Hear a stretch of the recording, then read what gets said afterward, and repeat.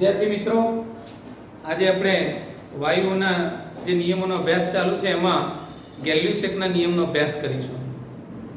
ગેલ્યુસેક નામના વૈજ્ઞાનિકે દબાણ અને તાપમાન વચ્ચે શું સંબંધ છે એનો અભ્યાસ કર્યો.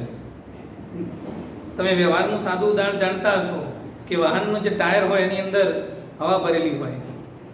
ઉનાળાનો સમય હોય તો હવાનું અંદર દબાણ વધતું હોય છે અને શિયાળાના સમયમાં દબાણ ઘટતું હોય છે.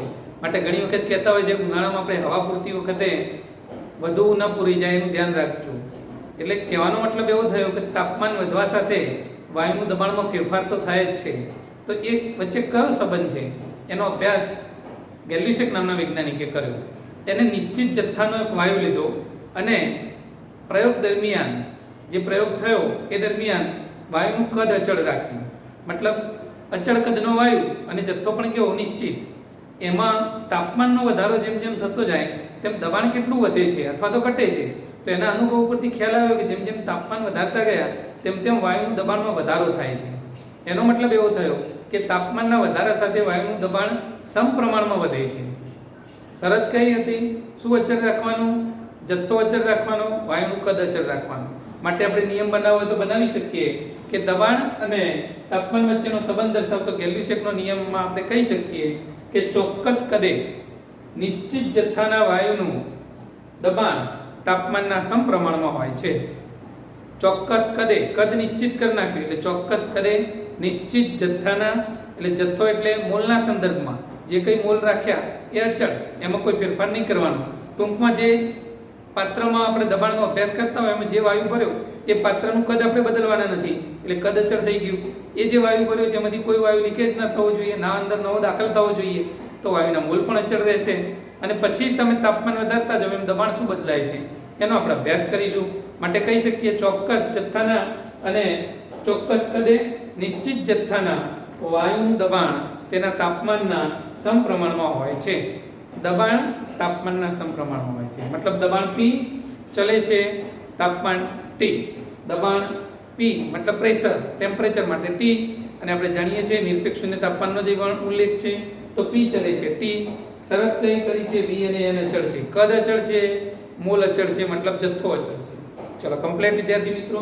ચલે છે સંજ્ઞા આપણે દૂર કરીએ ચલન, તો ઇક્વલ લખીશું, તો અચળાંક મૂકીશું K3. મતલબ K3 એ સપ્રમાણતાનો અચળાંક થયો. P K3 × T. K3 એ સપ્રમાણતાનો અચળાંક છે. માટે કહી શકીએ P/T K3. મતલબ દબાણ અને તાપમાનનો ગુણોત્તર અચળ રહે છે.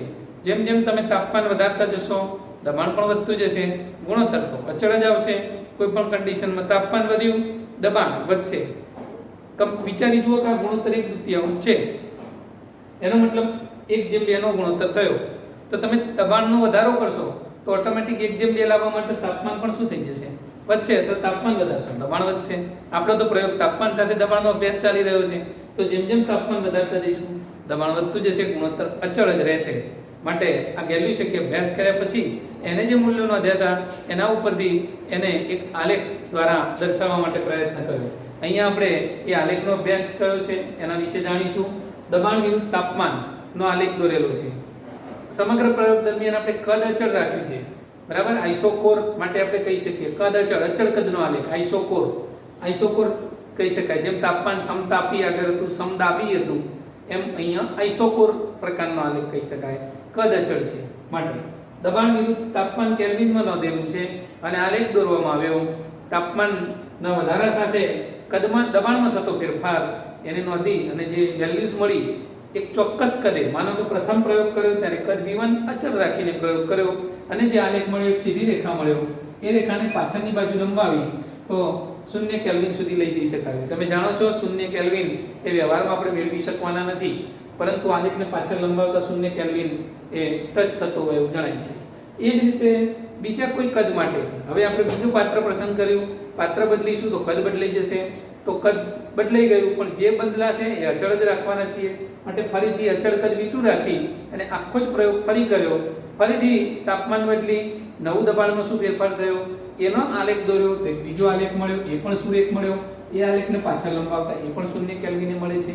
આમ જુદા જુદા અચળ કદ રાખી અને કરેલા પ્રયોગના આલેખો દોરવામાં આવ્યા છે, જે અહીં દર્શાવે છે. મિત્રો અહીંયા તમે જોઈ શકો છો V1 V2 V3 V4 જુદા જુદા કદ છે. કયું કદ વધારે છે અથવા કયું કદ ઓછું હશે? આપણે જાણીએ છીએ અહીંયા કે V1 કરતા V2 અને V3 અને V4 માં જઈએ તો V4 સૌથી ઓછું કદ છે અને V1 સૌથી વધારે કદ છે. આલેખમાં દર્શાવ્યું છે મેં, પણ આપણે સમજવું હોય તો સમજી શકીએ. તો તમે એક સામાન્ય અનુભવના આધારે વિચારો કે આપણે એક ચોક્કસ દબાણ નિશ્ચિત કરી દઈએ. ચોક્કસ દબાણે પ્રયોગનો જો અભ્યાસ કરીએ આપણે તો આમ વિચારી શકશો અચળ દબાણ રાખેલું છે તો કદમાં આ અહીંયા તાપમાન દર્શાવે છે. તો જેમ જેમ તાપમાન વધતું જાય, હવે વિચારો કે જો દબાણ અચળ રાખીએ અને તાપમાન વધારીએ તો કદમાં શું ફેરફાર થાય? આગળ પણ આપણે ભણી ગયા ચાર્લ્સના નિયમમાં, તાપમાન વધારીશું તો કદ વધશે. તો આમ તાપમાન વધતા જાય છે એમ કદ વધતું, એનો મતલબ આ ઊંચા તાપમાનનું કદ બતાવે છે. તો આ કદ વધુ હોવું જોઈએ કે ઓછું હોવું જોઈએ વિચારી જોઈ શકો છો તમે. બરાબર છે વિદ્યાર્થી મિત્રો? અહીંયા દબાણ અને આપણે તાપમાનનો સંબંધનો અભ્યાસ કરીએ છીએ. દબાણ અચળ કરી દીધું. અચળ દબાણે જેમ જેમ જેમ તાપમાન વધતું જાય તેમ તેમ વાયુનું કદ વધવું જોઈએ. એનો મતલબ કે અહીંયા જે કદ હોય એ ઊંચા તાપમાનનું આ કદ દર્શાવે છે. અચળ દબાણે તાપમાન વધુ છે તો કદ વધારે હોવું જોઈએ. એનો મતલબ કે V4 જે લખ્યો છે વધુ હોવો જોઈએ. તો આના ઉપરથી વિચારી શકીશું આપણે જે અહીંયા સંજ્ઞા લખીએ એમાં તો V4 ઓછો છે, તેનો મતલબ અહીંયા ભૂલ હોવી જોઈએ. આ સંજ્ઞા આપણે આમ લખી શકીએ V4 થી નાનો V3 થી નાનો V2 થી નાનો V1. કેમ ઉલટ થયું? તો કદાચ બુકની અંદર જે વેલ્યુઝ દર્શાવી છે એ વેલ્યુનો આપણે ફરીથી અભ્યાસ કરી અને આ પોઈન્ટ વિચારી શકીએ. તો વિદ્યાર્થી મિત્રો આપણે કદના સંબંધને પણ વ્યાખ્યાયિત કર્યો અને આપણે લખવામાં જે ભૂલ થઈ ગઈ હતી એ ભૂલને આપણે શોધી કાઢી. કેવી રીતે શોધી? તો વ્યવહારિક ઉદાહરણ ઉપરથી આપણે શોધી કે ચાર્લ્સના નિયમ પ્રમાણે જો જોવા જઈએ તો તાપમાન વધે તેમ કદ વધવું જોઈએ. એનો મતલબ આ ઊંચા તાપમાને આ જે V4 કદ છે એ ઊંચું હોવું જોઈએ અને રિયલમાં V4 ઊંચું જ હોય માટે V4 કરતાં V3 ઓછું, એના કરતાં V2 ઓછું, એના કરતાં V1 ઓછું એ પ્રમાણે જ હોવું જોઈએ. માટે હવે આ સાચો સંબંધ બન્યો. તો આમ વ્યવહારિક રીતે આપણે આપણા આલેખ ઉપરથી પણ આ દર્શાવી શકીએ. એના માટે ગોખવાની જરૂર હોતી નથી. ઓકે વિદ્યાર્થી મિત્રો, તો અહીંયા તમે ગેલ્યુસેકના નિયમનો અભ્યાસ કર્યો. હવે આપણે આગળ એવોગેડ્રોના નિયમનો અભ્યાસ કરીશું. એવોગેડ્રો નામનો વૈજ્ઞાનિક, આમ તો ચેપ્ટર પ્રથમની અંદર એવોગેડ્રો અંક 6.022 × 10⁻23 એ સંખ્યાને આપણે એવોગેડ્રો અંક બોલતા હતા, એ શીખી ગયા છીએ. એ જ મૂલ્યની વાત છે. એવોગેડ્રો નામના વૈજ્ઞાનિકે ઈસવીસન 1811માં કેટલાક વાયુના નિયમોનો અભ્યાસ કર્યો. વાયુ માટે એમાં અણુઓની સંખ્યા, કદ, તાપમાન, દબાણ એના સંબંધો વિશે અભ્યાસ કર્યો. તો એને સમાન તાપમાન દબાણે સમાન કદની અંદર વાયુ કેટલા રહેલા છે એનો અભ્યાસ કર્યો. અહીંયા હું તમને એના માટે એક ઉદાહરણ આપીને સમજાવી શકું. એને માનો કે 3 પાત્રો લીધા. આ ત્રણેય પાત્રોને એક જ સમાન કદના પ્રસંગ કર્યા. સમાન કદ છે, ત્રણેય પાત્રોનું કદ સમાન છે. ત્રણેય પાત્રોમાં વાયુ ભરેલો છે, જુદો જુદો વાયુ છે. કોઈમાં હાઇડ્રોજન હશે, બીજામાં હિલિયમ હશે, બીજામાં આર્ગોન હશે, જુદો જુદો વાયુ. ત્રણેયમાં જુદો જુદો વાયુ ભર્યો છે. ત્રણેય પાત્રોના કદ સમાન છે. એનો મતલબ આ પાત્રનું કદ V છે તો આ પાત્રનું કદ પણ V છે, આ પાત્રનું કદ પણ V છે. V લીટર ત્રણેય સરખા કદ ધરાવતા પાત્રો છે. વાયુ જે ભર્યો છે એનું દબાણ સરખું છે. આ વાયુનું દબાણ P છે તો આનું પણ દબાણ P છે, આનું પણ દબાણ P છે. મતલબ ત્રણેય વાયુ સરખા દબાણે ભરેલા છે. ત્રણેય વાયુનું તાપમાન પણ એક જ સમાન છે. આનું તાપમાન T છે, આનું તાપમાન પણ T છે, આનું તાપમાન પણ T છે. તો વિદ્યાર્થી મિત્રો આવું બોલી શકીએ, સમાન તાપમાન અને દબાણે રહેલા, સમાન કદમાં રહેલા વાયુઓ, સમાન તાપમાન અને દબાણે સમાન કદમાં રહેલા વાયુઓમાં અણુઓની સંખ્યાનો અભ્યાસ કરતા માલુમ પડ્યું કે અણુઓની સંખ્યા પણ સમાન છે. તો દરેકમાં એક સમાન અણુઓ જોવા મળ્યા.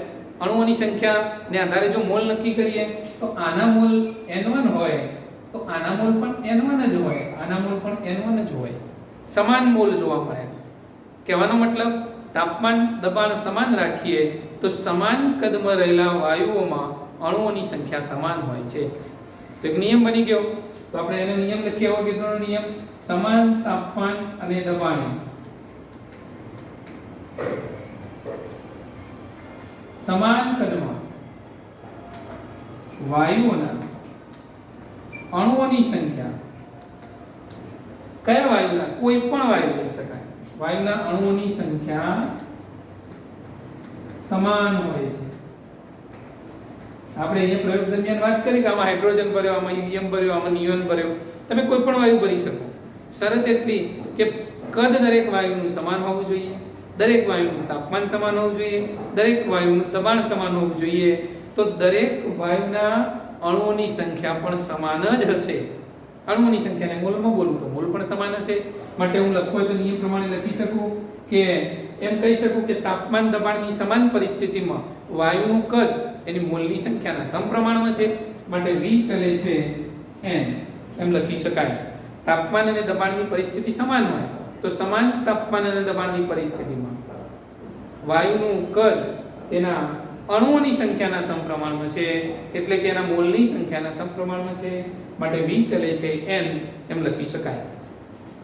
V બરાબર k પર n, જ્યાં k પર એ સપ્રમાણતાનો અચળાંક છે.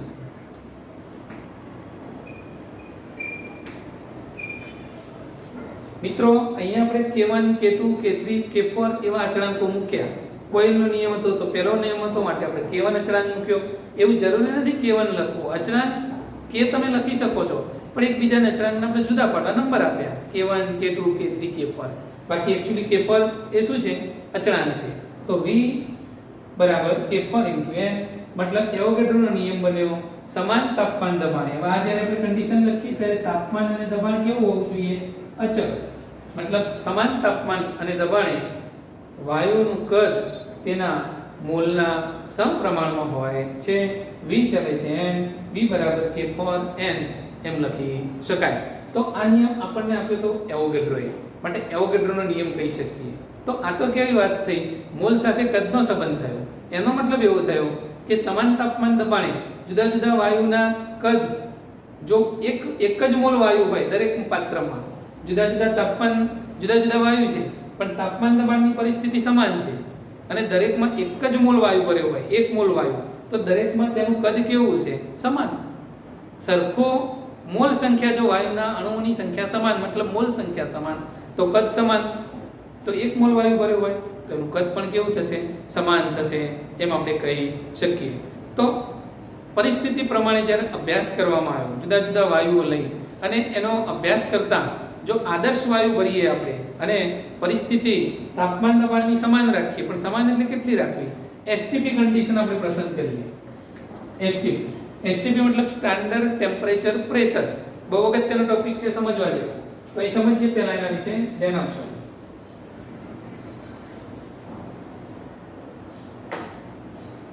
STP standard temperature. Standard temperature એટલે કયા ટેમ્પરેચરને સ્ટાન્ડર્ડ ગણવામાં આવ્યું છે? તો 0°C અથવા 273.15 કેલ્વિન, આને આપણે સ્ટાન્ડર્ડ ટેમ્પરેચર તરીકે સ્વીકાર્યું છે. આટલું તાપમાન રાખી લઈએ. અને પ્રેશર એટલે 1 બાર.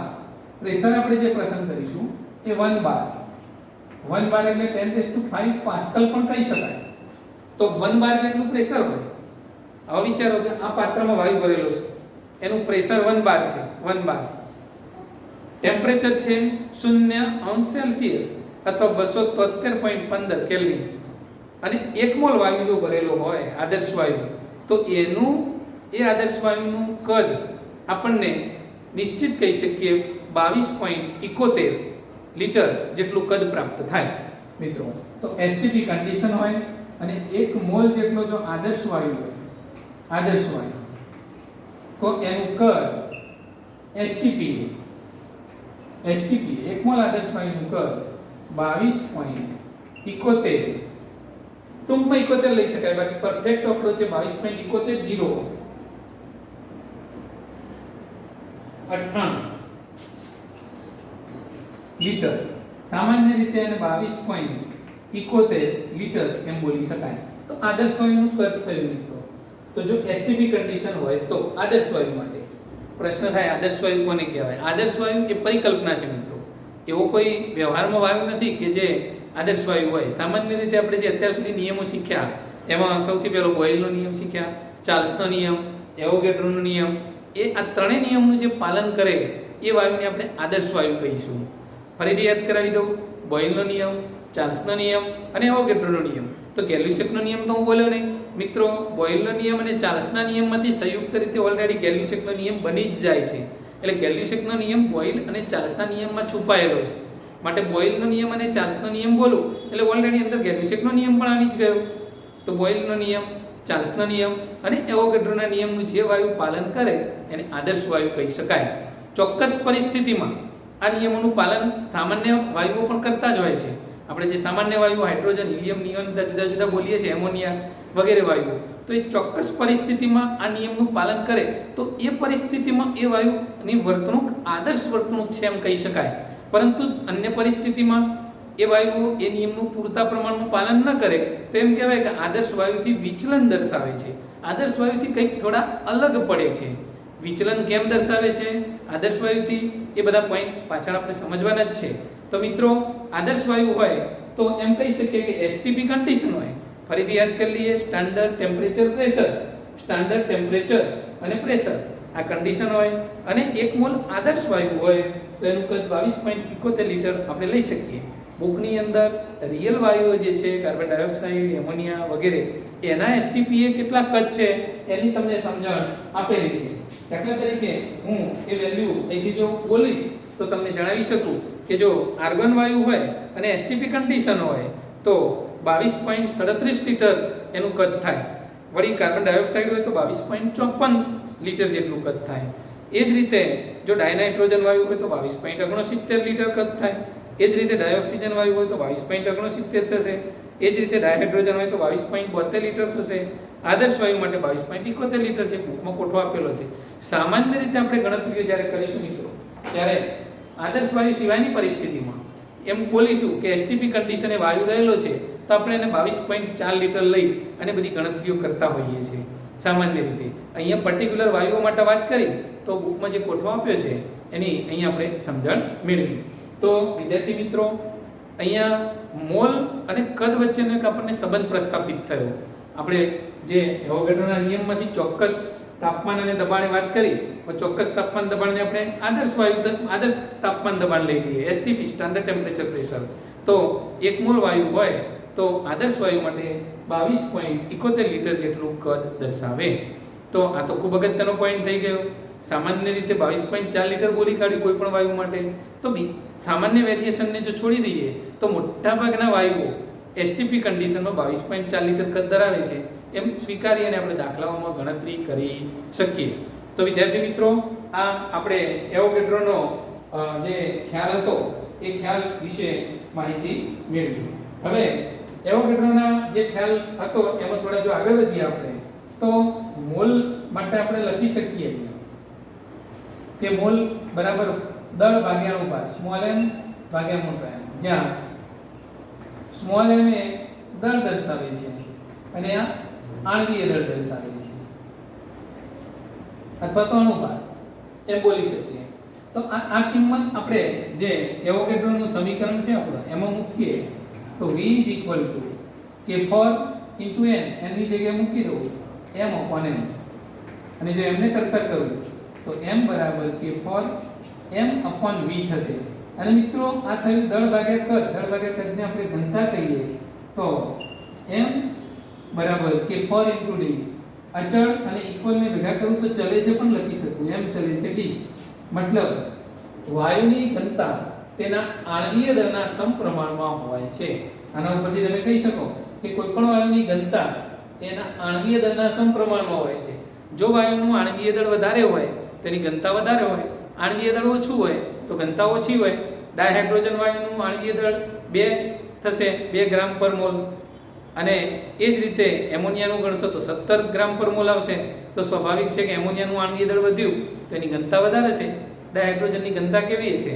ઓછી હશે. તો વિદ્યાર્થી મિત્રો આમ આણ્વીય દળના સમપ્રમાણમાં એની આણ્વીય દળ અને ઘનતા વચ્ચેનો આપણને સંબંધ મળ્યો. ઘનતાના સમપ્રમાણમાં આણ્વીય દળ અથવા આણ્વીય દળના સમપ્રમાણમાં ઘનતા એમ બોલી શકાય. એટલે અગત્યનો પોઈન્ટ આમાંથી આપણને એ પણ જાણવા મળ્યો જેનો આપણે ઉપયોગ કરી શકીશું. હવે આપણે જ્યારે એમ વાત કરી કે આદર્શ વાયુ, તો આદર્શ વાયુ કોને કહેવાય એની ચર્ચા થઈ ગઈ. ત્રણેય નિયમો ફરીથી કહી દઉં તો બોયલનો નિયમ, ચાર્લ્સનો નિયમ અને એવોગેડ્રોનો નિયમનું જે પાલન કરે એને આદર્શ વાયુ કહીશું અને આ ત્રણેય નિયમો ઉપરથી જે સમીકરણ ઉપજાવીશું એને આપણે આદર્શ વાયુ સમીકરણ કહેવાના છીએ મિત્રો. તો હવે અગત્યનો ટોપિક, પરીક્ષા દ્રષ્ટિ પણ ખૂબ જ અગત્યનો, આદર્શ વાયુ સમીકરણ મેળવો એવો પ્રશ્ન પૂછાય છે. તો આપણે હવે એક નવા ટોપિક તરફ જઈશું, આદર્શ વાયુ સમીકરણ.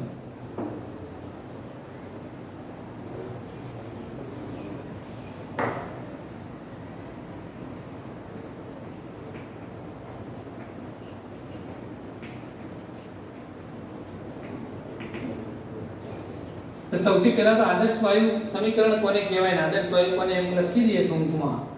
તો જે વાયુ બોઇલ, ચાર્લ્સ અને એવોગેડ્રોના નિયમનું પાલન કરે તેને આદર્શ વાયુ કહે છે. બીજો પોઈન્ટ, બોઇલના નિયમ, બોઇલ, ચાર્લ્સ અને એવોગેડ્રોના નિયમ પરથી મેળવેલ સમીકરણ આદર્શ વાયુ સમીકરણ કહે છે. બોઇલ, ચાર્લ્સ અને એવોગેડ્રોના નિયમના સમીકરણ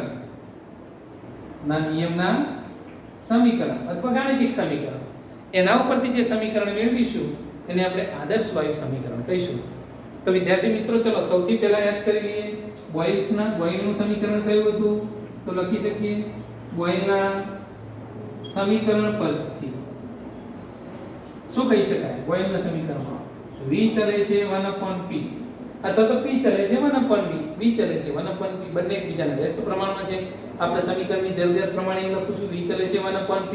કન્ડિશન શું હતી? કોણ અચળ હતું? તાપમાન અને મોલ માટે t અને n અચળ એમ કહી શકું. આપેલું સમીકરણ. બીજું સમીકરણ તમે ભણી ગયા ચાર્લ્સનો નિયમ. તો ચાર્લ્સના નિયમના સમીકરણ પરથી કહી શકીએ કે v ચલે છે t, તાપમાન વધે તો કદ વધે, તો v ચલે છે t. તાપમાન સાથેનો સંબંધ ચાર્લ્સે સમજાવ્યો. એ દરમિયાન દબાણ અને મોલ એ બંને અચળ હતા, નિશ્ચિત જથ્થો હતો માટે મોલ સંખ્યા અચળ કહી શકીએ. ત્રીજો નિયમ એવોગેડ્રોનો નિયમ.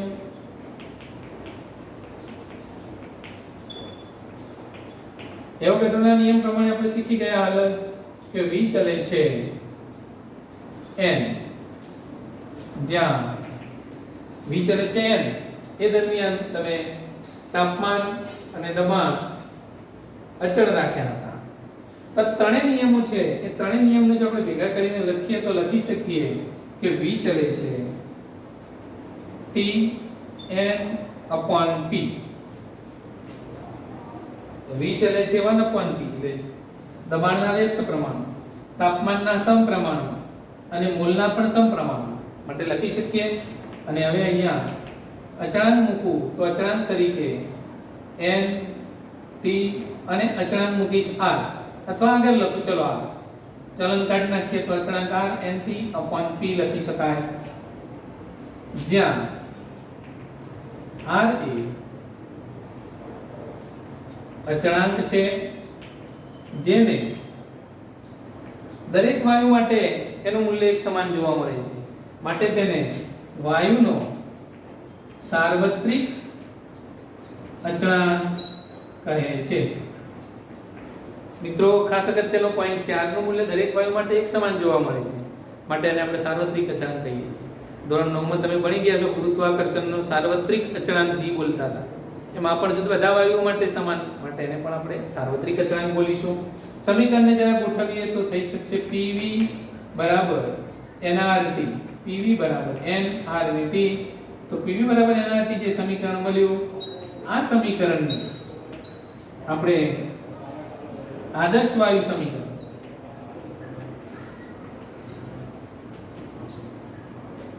કહે છે.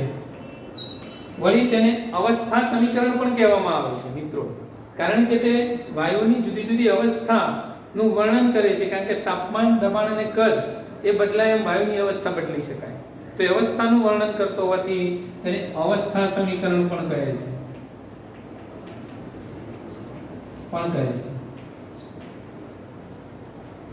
તો પરીક્ષામાં તમને પ્રશ્ન પૂછાય આદર્શ વાયુ સમીકરણ મેળવો તો તમે મેળવી આટલી માહિતી આપી શકો છો.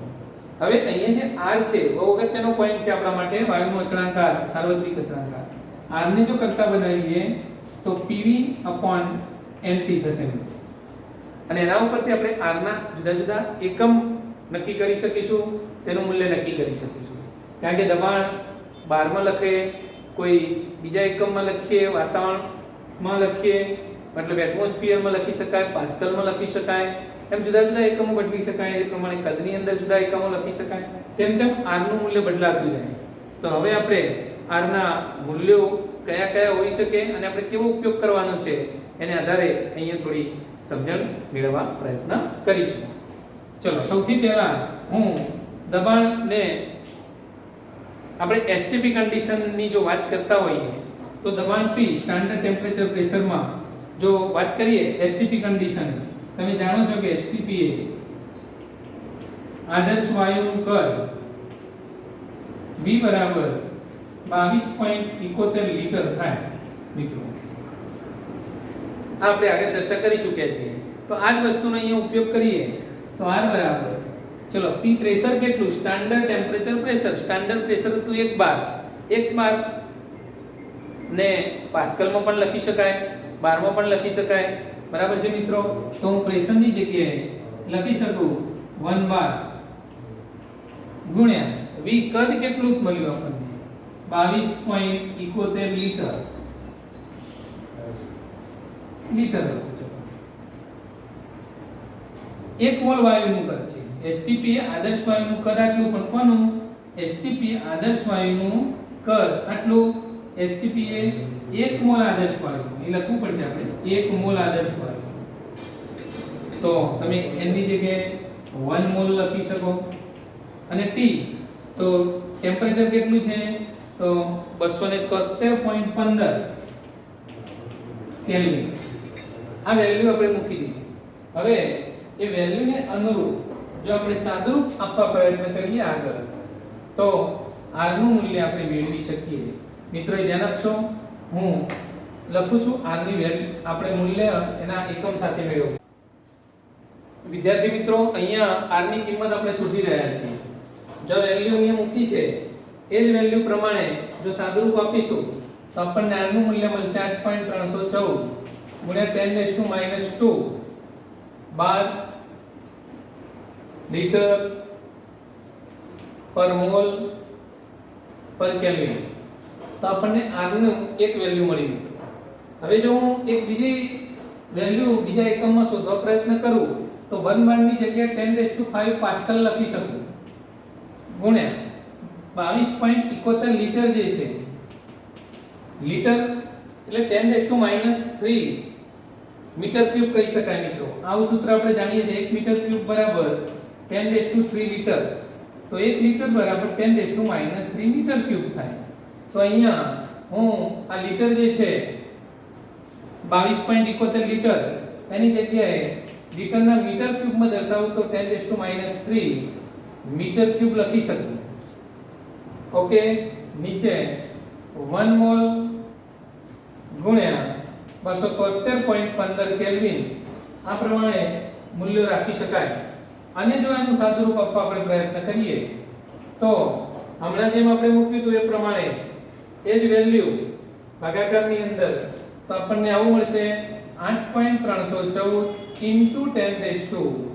10⁻², ભાગાકાર જો એ જ છે 1 * 22.71 છેદમાં 273.15 એની જે વેલ્યુ મળી હતી આપણને અહીંયા, એ વેલ્યુની અંદર આની વેલ્યુ આપણને આ જ મળી હતી, એ જ વેલ્યુમાં ખાલી વધારાનો ગુણવાનો થશે 10⁻², તો આ 10⁻² * -2 જતા રહેશે તો આપણો જવાબ આવશે r બરાબર 8.314 એકમ થઈ જશે pascal metre cube mole inverse kelvin inverse. Okay વિદ્યાર્થી મિત્રો, તો આ આપણને r નો એકમ એક બીજો મળ્યો, pascal, metre cube, mole inverse, kelvin inverse. અહીંયા તમે બીજા એકમમાં મેળવ્યું, આ પ્રથમ એક એકમમાં મેળવ્યું હતું. વિદ્યાર્થી મિત્રો, જેવી આપણી જરૂરિયાત એક્ઝામ્પલમાં જે વેલ્યુઝ આપેલી હોય, જો દબાણ પાસ્કલમાં આપ્યું હોય તો તમે r નો એકમમાં લઈ શકો, અથવા તો દબાણને તમે પાસ્કલમાંથી બારમાં ફેરવી દો તો r નો એકમમાં પણ વાપરી શકાય. એ એક્ઝામ્પલ ગણતી વખતે આપણે ઉપયોગ કરીશું. તો r ની બીજી વેલ્યુ આપણને મળી વિદ્યાર્થી મિત્રો.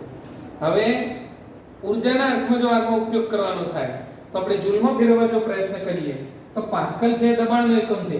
તમે જાણો છો દબાણ બરાબર એકમ ક્ષેત્રફળ પર લંબ રૂપે લાગતા બળને દબાણ કહે છે. એનો મતલબ દબાણનો એકમ જો પાસ્કલ લઈએ, બળનો એકમ ન્યૂટન અને ક્ષેત્રફળનો એકમ મીટર સ્ક્વેર થાય, તો પાસ્કલની જગ્યાએ ન્યૂટન પર મીટર સ્ક્વેર લખી શકાય મિત્રો. ફરીથી દબાણ બરાબર બળ ભાગ્યા ક્ષેત્રફળ.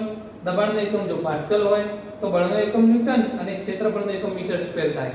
તો તમે પાસ્કલની જગ્યાએ ન્યૂટન પર મીટર સ્ક્વેર લખી શકો. તો આના જ વેલ્યુમાં જો આપણે ફેરફાર કરીએ અથવા અહીંયા લખીએ કિંમત, ચલો ઓકે, તો r નું એક ત્રીજું મૂલ્ય પણ મેળવી શકાય. આ સમીકરણમાં 1 બાર એ દબાણ છે. દબાણનો એકમ આપણે પાસ્કલમાં લખ્યું તો 10⁵ પાસ્કલ, અને 10⁵ પાસ્કલની જગ્યાએ આપણે ન્યૂટન મીટર સ્ક્વેર એમ લખી શકાય. તો વિદ્યાર્થી મિત્રો, આ 10⁵ જે પાસ્કલ છે તો 10⁵ પાસ્કલ, પાસ્કલની જગ્યાએ શું મૂકીશું? Newton metre square. 22.71 into 10⁻³ metre cube. એ પણ ઓકે છે. અહીંયા 1 મોલ into 273.15 કેલ્વિન આમ રાખી અને જો આનું સાદુરૂપ આપવા આપણે પ્રયત્ન કરીએ તો એ જોઈ શકો છો તમે ફેરફારમાં માત્ર શું થયું છે અહીંયા. તો અહીંયા મીટર સ્ક્વેર જે છે એના મીટર ક્યુબ છે, તો આ ક્યુબ જતો રહેશે અને આપણે મીટર વધશે. બાકીની વેલ્યુ તો એ જ રહી 8.314. 8.300 વેલ્યુ જુઓ 10⁵ છે, 22.71 10⁻³ મોલ 22.73. કિંમત તો એને છે, ખાલી એકમ બદલાયો છે. પાસ્કલની જગ્યાએ ન્યૂટન પર મીટર સ્ક્વેર આપણે લખ્યું, તો આ મીટર ક્યુબ ને મીટર સ્ક્વેર ઉડી જાય તો આપણો વેલ્યુ એ રહી, માત્ર એકમ બદલાશે. અહીંયા newton into metre upon mole kelvin. ચલો, ન્યૂટન મીટર એટલે શું થાય? જો ઊર્જાના સંદર્ભમાં જોઈએ ન્યૂટન મીટર એટલે જૂલ થાય. કેવી રીતે એ પણ તમને અહીં બાજુ સમજાવી દઉં, ધ્યાન આપશો. દાખલા તરીકે તમે આગળ ભણી ગયા છો કાર્ય બરાબર બળ ગુણ્યા સ્થાનાંતર, W બરાબર FD, બળ ગુણ્યા સ્થાનાંતર. કાર્યનો એકમ જો જૂલ લઈએ, બળનો એકમ ન્યૂટન લઈએ અને સ્થાનાંતરનો એકમ મીટર લઈ શકાય. તો ન્યૂટન મીટર જૂલ. તો ન્યૂટન મીટરની જગ્યાએ હું જો જૂલ લખી દઉં તો આ પોઈન્ટ એવો થઈ જાય 8.314 જૂલ પર મોલ પર કેલ્વિન. મિત્રો, આ r નો ત્રીજો એકમ આપણને મળ્યો. તો r ની કેટલી વેલ્યુ મળી? સૌથી પહેલા r બરાબર 8.314 * 10⁻², 12 લીટર પર મોલ પર કેલ્વિન. જ્યારે લીટરમાં કદ આપ્યું હોય, દબાણ બારમાં આપ્યું હોય ત્યારે તમે આ વાપરી શકો. જ્યારે પાસ્કલની અંદર દબાણ આપ્યું હોય ત્યારે તમે આ વાપરી શકો 8.314 પાસ્કલ મીટર ક્યુબ પર મોલ પર કેલ્વિન. સાથે સાથે એ પણ કહી દઉં, જો ઊર્જાની જરૂર હોય ને જૂલમાં આપેલી ઊર્જા હોય ને r ની વેલ્યુનો આપણે ઉપયોગ કરવાનો હોય તો આ એકમ વાપરી શકાય 8.314 જૂલ પ્રતિ મોલ પ્રતિ કેલ્વિન.